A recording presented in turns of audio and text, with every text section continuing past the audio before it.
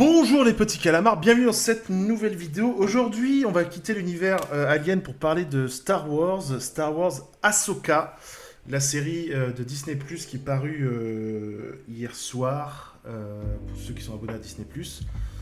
Dans cette review des 2 premiers épisodes, je vais spoiler à fond. Donc si vous voulez pas vous faire spoiler, enfin honnêtement, il n'y a pas grand chose à spoiler, hein. Vraiment, il n'y a pas grand chose à spoiler. Si vous voulez pas vous faire spoiler, vous pouvez vous arrêter là. De toute façon, vous avez commencé à regarder, vous êtes à plus de 30 secondes, donc ça compte pour une vue. Et si vous n'avez rien à foutre de vous faire spoiler, vous pouvez rester. Je vais pas y aller par 4 chemins, c'est nul. C'est hyper mauvais. C'est barbant, c'est chiant, on se fait chier. Il se passe rien, il y a énormément d'exposition. Les actrices jouent mal. Ahsoka, si on commence par le personnage principal, Ahsoka, c'est un peu une Keanu Reeves. Elle dit, je crois, moins de 100 mots sur les 2 épisodes. Tout ce qu'elle fait, c'est, elle arrive dans une pièce, elle est...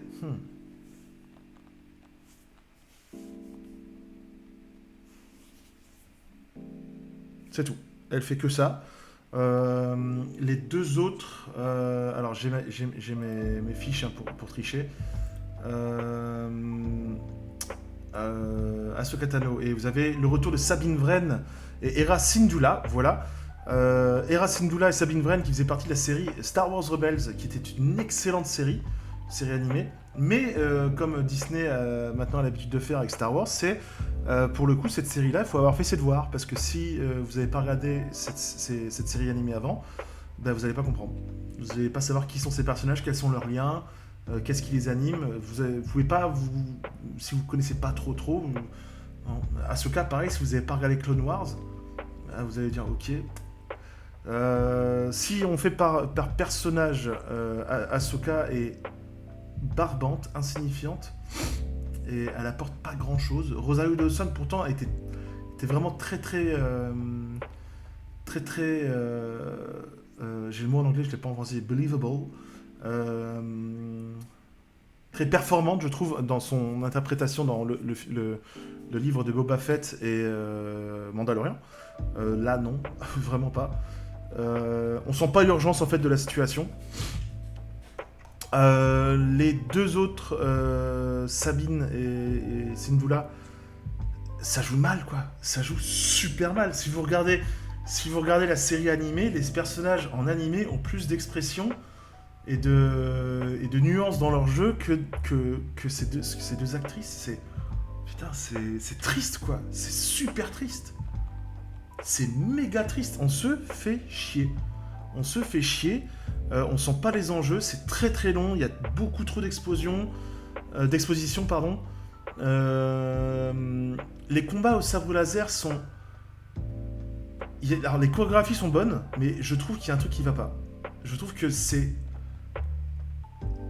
un peu trop lent, en fait. C'est un peu trop lent. Alors que, en dehors de toute considération critique par rapport à la série Kenobi, qui est un peu foireuse, mais les combats au sabre laser étaient quand même vachement rythmés, quoi. Il y avait quelque chose de ouf dans les combats au sabre laser, sachant que Ewan McGregor a la cinquantaine et Hayden Christensen aussi, et que Hayden Christensen ou son cascadeur, dans tous les cas, portait une armure de Vador. Là, putain, les combats, c'est... Je vais pas vous dire c'est du niveau de l'épisode 4 avec le fameux... Les combats au sabre laser de l'épisode 4, vous voyez, Obi-Wan et Dark Vador. Non, c'est plus rythmé quand même, mais il y a un truc où on se dit... Ouais, c'est lent en fait, ça a l'air d'être un peu lent. Vous voyez, c'est comme dans Spider-Man, dans le premier Spider-Man où Tobey Maguire évite un coup de poing. Le coup de poing arrive, puis... Et Maguire, il est genre... Ouais. C'est exactement ça. Moi, ça m'a fait cette impression-là. C'est lent. Ok. Et il est où le danger ? Il y a un des personnages qui se prend un coup de sabre laser dans le bide, qui survit miraculeusement après 2 jours à prendre du space-fond et 3 points de couture. Ça passe. Voilà. Bon. Qui-Gon Jinn, bye bye. Hein. Enfin, Qui-Gon Jinn, donc... qui se prend une blessure quasiment similaire, lui par contre c'est terminé. Donc bon, scénarium quand tu nous tiens. Le scénario, vous le connaissez si vous avez vu Boba Fett et Mandalorian, mais il est question de retrouver le grand amiral Thrawn. Donc c'est plutôt excitant parce que, oui, l'amiral Thrawn faisait partie du canon de Star Wars Legend, donc il a été retiré du canon, mais remis dans le canon quand même par Dave Filoni, donc c'est plutôt cool. Mais on sent pas l'urgence en fait. La Grande République sent pas un peu les couilles. Et surtout, il y a un truc, moi, qui me casse les couilles.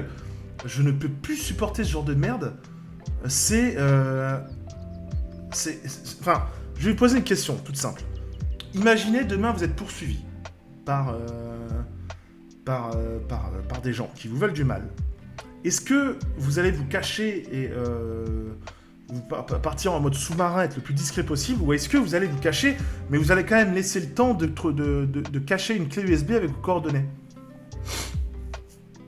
Je veux dire, tous les plus grands fugitifs, genre Ben Laden, le mec il a pas fait ce qu'il a fait, ensuite il a fait. J'ai quand même laissé une clé USB à 4 coins du monde. Si vous parvenez à les rassembler, vous aurez l'intégralité des coordonnées pour me retrouver. Non, dans ce cas-là, pars pas en exil, quoi. Non, ça s'appelle pas être fugitif, ça s'appelle jouer à cache-cache. Et là, Thrawn a fait ça, il a laissé une carte au cas où pour dire je suis caché là. Mais tout le monde peut la trouver en fait. Donc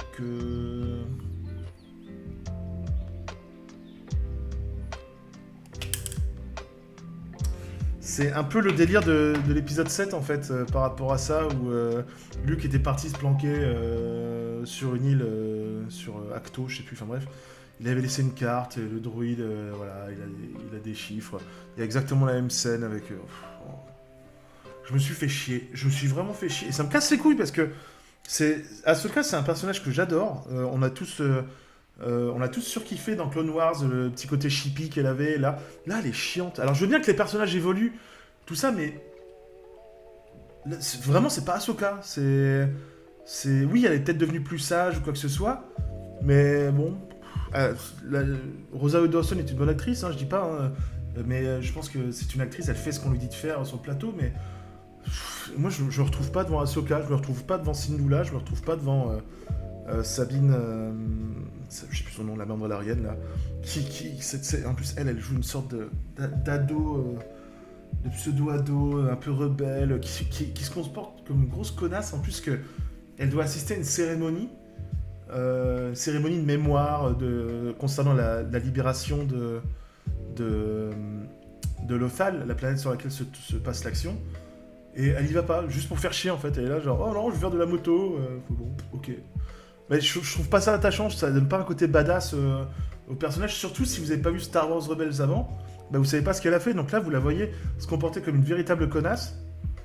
Pour zéro raison en fait, juste pour le truc de faire non, tu peux pas, t'es pas envie, ça m'intéresse pas, t'es pas envie de faire la cérémonie. Et je sais pas, je me dis, ce qui me rendrait fou, c'est que après c'est que les 2 premiers épisodes. Mais je me souviens qu'à l'époque déjà, Andor se faisait descendre en flèche par rapport à ça. Mais les 2 séries n'ont rien à voir. Star Wars Andor, la série prend son temps, on sent le stress, l'environnement très toxique l'arrivée de l'Empire qui empoisonne en fait la vie quotidienne des gens sur Phorix, l'arrivée de la dictature, l'oppression. Là, il n'y a rien. Et pourtant, c'est censé être le retour du Troisième Reich, hein, parce que l'amiral Thrawn pourrait revenir avec une flotte et foutre le bordel dans la galaxie. Il n'y a rien. Il se passe rien. Vraiment, les enjeux. Il y a un moment où Ahsoka va secourir Sabine parce qu'elle est attaquée par les méchants. Bah, Ahsoka, genre, elle court pas, quoi. Hein. On la voit monter dans son vaisseau, genre. Bon, mes clés. Où est-ce que j'ai mis mes clés? Bon. C'est à peine si elle va faire, vous voyez, les vérifications, là. Alors, hop, le rétroviseur, c'est bon. La pression des pneus... Ah non, écoutez, je ne pars pas, y a urgence ou pas, je vérifie la pression de mes pneus. Ça fait un peu ça, en fait. Tu dis, meuf, ta meilleure amie est en train de se faire déglinguer, là. Elle habite à 1 km, c'est tout droit. Et là, elle, non. Enfin, je sais pas. Oh là là. C'est... Et par contre, le truc cool, c'est le duo de méchants, je trouve. L'acteur qui s'appelle... l'acteur qui s'appelle Ray Stevenson, qui est malheureusement décédé. Et il a une présence de ouf. Je trouve que le gars, il en impose, il a un charisme de ouf. Et il est de Lisburn en plus, à côté de Belfast. J'ai travaillé à Lisburn pendant 2 ans. Voilà. Coucou aux gens qui de Lisburn. Hello guys. Ah putain, il est vraiment de Lisburn. Ok. Bon. J'ai bossé là-bas pendant 2 ans, c'est pour ça que j'adore cette ville. Donc voilà, on se fait chier, c'est nul. Il se passe rien. C'est barbant. Les combats au sabre laser sont broken, vraiment. C'est pas terrible. C'est pas terrible. Lisez un bouquin ou regardez autre chose, mais Ahsoka, vraiment, vous allez vous faire du mal, quoi. Alors oui, peut-être que dans les autres épisodes, ça va commencer à péter partout. Oui, ok. Mais là, les 2 premiers épisodes, il y a aussi un problème de jeu d'actrice et de jeu d'acteur. Enfin, le duo de méchants, ça va. Mais c'est le trio, là, Sabine Wrench, Ahsoka et machin. Putain. C'est censé être des meufs qui ont combattu ensemble l'Empire, qui ont vécu des trucs de ouf. Ça se ressent pas, quoi. Ça se ressent pas. Ça se ressent pas. Il y a un peu d'animosité, ça se bâche un peu, mais bon... je sais pas, il y a rien. On se fait chier. Le seul truc de bien, c'est qu'ils ont remis Chopper, le petit droïde râleur. On le voit. On le voit, donc j'étais... Ah il avait eu un tout petit caméo dans Rogue One. Là, on le voit, IRL. Donc je suis ok, mais c'est cool.